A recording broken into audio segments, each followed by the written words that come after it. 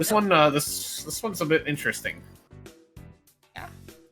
Yeah, the Forsburn Ranno matchup is strange because, like, I think Ranno has a hard time dealing with disjoint, and Forsburn, like I was talking about earlier, kind of has that mix of like pretty decent disjoint and really good frame data. One of the only characters that can really compete with Ranno's frame data on stage, honestly.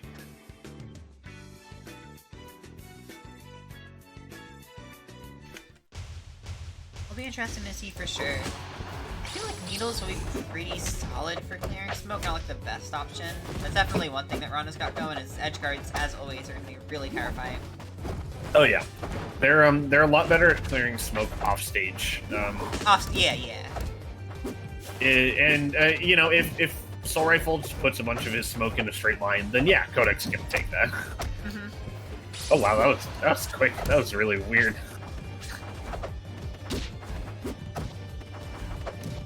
So far, no one really pulling ahead too far. We are off stage for Soulrifle though. Yeah.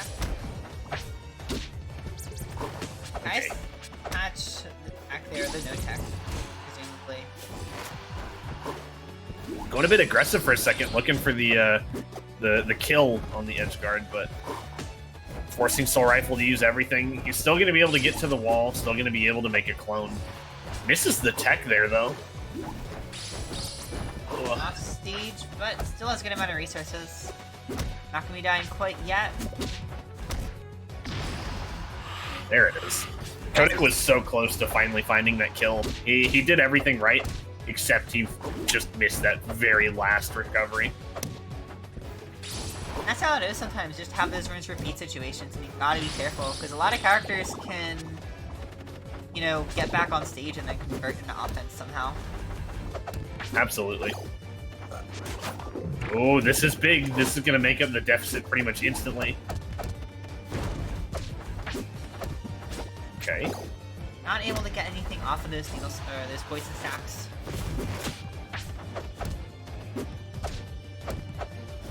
So far, what we saw in that first stock was, like, they're pretty evenly matched on the stage, kind of like what I was talking about. But the Ranno sending the Forsburn off stage was so important. I mean, he that's where he got pretty much all of his damage. Oh, that's twice now. Very unfortunate. Yeah. But Code's definitely gonna be taken out. Oh yeah. Oh, was going for the fair too. He almost had it. Oh, gets the tongue. Just gets the... Just keep on following the bubble. Rifle still got a little smoke. What is happening today? I don't know. That's the double SD. Yeah, just kind of trying to go crazy with these smoke recoveries and consistently backfiring. We're gonna have to see if Soulrifle is either gonna just go for something a little simpler, or try to just nail down his execution better. Knowing Soulrifle, I kind of feel like he would do the latter. Just keep going for it until it starts working, but I don't know. You never know. Again, I mean, at the end of the day, you know, not like the highest stakes bracket, so this is a good environment to learn the character, especially if he wants to bring it out of Genesis. For sure. And it seems that Soulrifle was getting coaching from Games and Flames, because we're getting the Gates into Rockwall special again. Yeah, you're right, actually. They are from the same region, I believe. So, oh, I didn't know that. no idea how much they actually, like, talk to each other, but... I mean, I was just making a shitty joke about they went to the same stages. Yeah. These bears really keeping Codek in a dangerous spot, but Soulrifle wasn't quite able to finish it. This is one of those stages where both these characters get a ridiculous boost to their horizontal kills. Like, both their back airs are going to kill much earlier, and especially things like Ranno Fair are going to kill at like 70 sometimes. So you just can't DI away from it.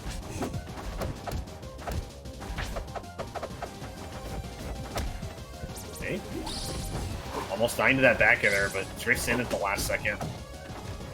But opting to get the smoke on stage and just leave the stuff off stage, kind of interesting.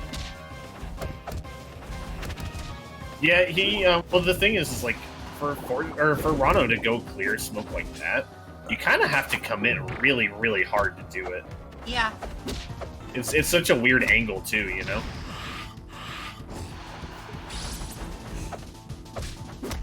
There we go. See, he committed to doing it, but only because he thought he'd be able to hit Soulrifle. All right, finally finding that kill with the up air. Yeah, definitely a catch on there. Kind of to let Soulrifle stall for too long. Because Ranno is able to get a lot higher than most characters, which kind of makes that stalling that Force can do a little bit weaker, or just a little bit riskier. It can be, but just once again, like that's a commitment the Ranno has to make in order to for go sure. cover that. That was great needle play to stop the smoke, and just like that, we're basically back to an even game, and the momentum has not stopped. Okay, it's stopping.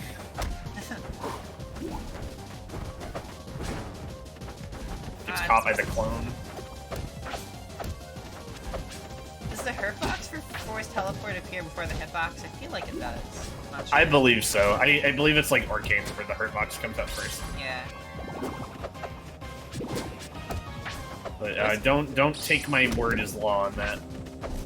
I definitely feel like I've done that before, and I think that might have been what Code was going for with an air, just that like a lingering aerial to hit the clone before it could like reappear. Maybe it only applies to Force himself and not the clone. I'm really not sure.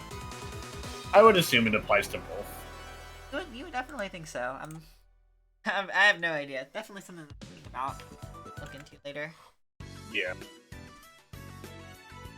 Missing his bubble on that last hit there. I was trying to DI into it and just barely died. Barely.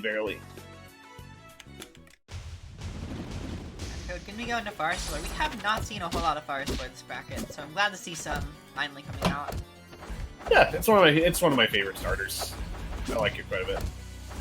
Might have been the favorite starter. That's crazy. You'll never guess what mine is. The tower. Fire Capital. God damn it! You're lucky you didn't live in that world. I'm lucky I didn't stay with the game when I first started in 2018, so I didn't have to live with old Fire Sport for very long. Yeah, I did.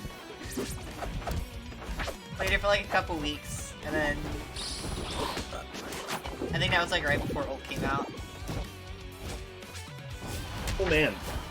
Yeah, that timeline adds up. Yeah, because it was like when Shovel Knight dropped.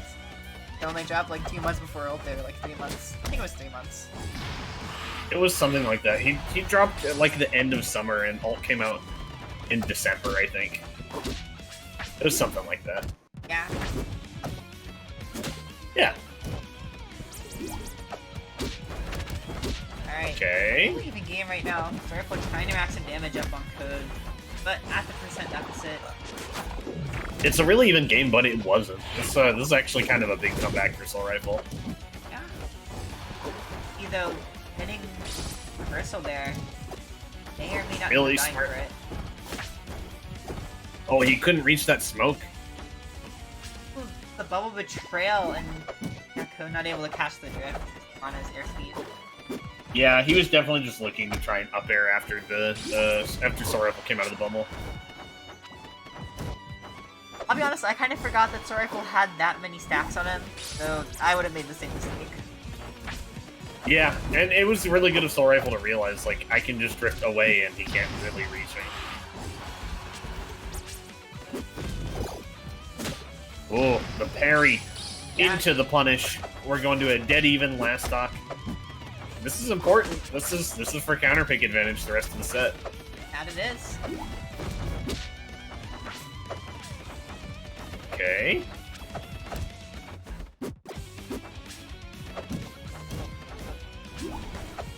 This is dangerous. This is where Codek has been getting most of his percent. A really well-timed clone pop, though, but still kind of on the ropes. It's really hard to get back into center stage when Ranno is naring at you. Space the clone. Ooh. Ooh, the back air. Soulrifle has not had any room to breathe this last stock. Yeah.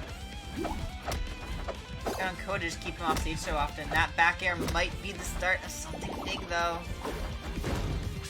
Where we finally saw Soulrifle able to get out of the corner there, but gets kind of sent right back. Unable to find any kind of kill option off of that. And the great chase with the Dacus. He knew exactly how far he needed to go, too. Like, he did the double wave dash into the run for a second, into the Dacus, to make sure that he would get it.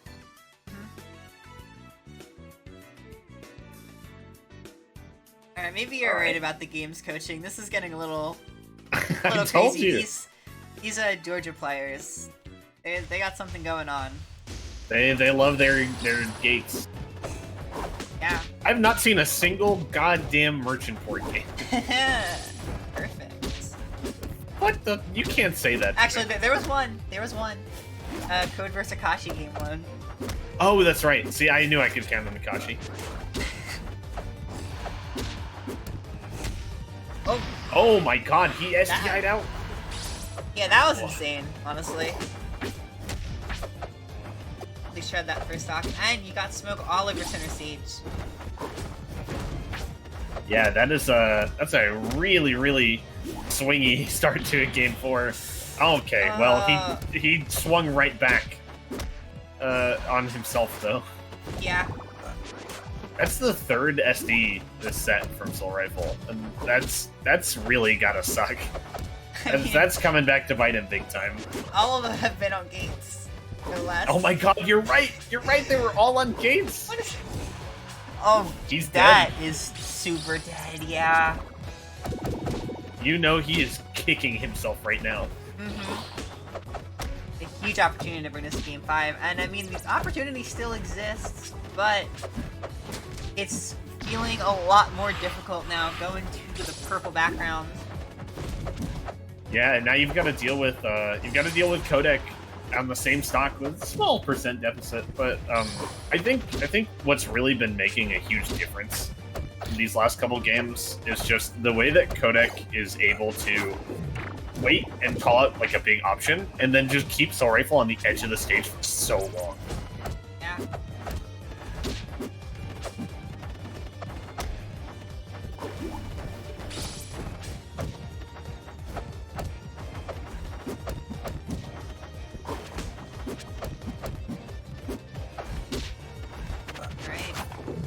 Off stage, but the aerial tongue.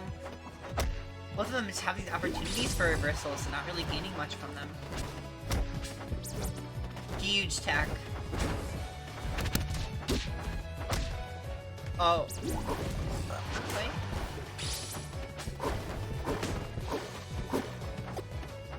Okay, sorry about that. Someone was knocking on my door. Now that's crazy. Apparently Soulrifle was knocking on death's door right there. You drop into losers finals. Code moves on side grands. That was a good segue. I'm proud of you. Thank you. You're welcome. So good commentator. Wow. Wow. Professional sponsor commentator. Professional. Checkmate esports. Esport. Alright, so Side note, I don't understand how Mia keeps falling asleep when I commentate. This is like consistent. I mean, she's just kind of a She's kind of a heavy sleeper. She's able to sleep through a lot. she just sleeps so much, and it baffles me as someone. I'm the part of the relationship that struggles to fall asleep. She's the one that just falls asleep at the drop of a hat. I leave the room for a minute, I come back, and she's just like conked out. I don't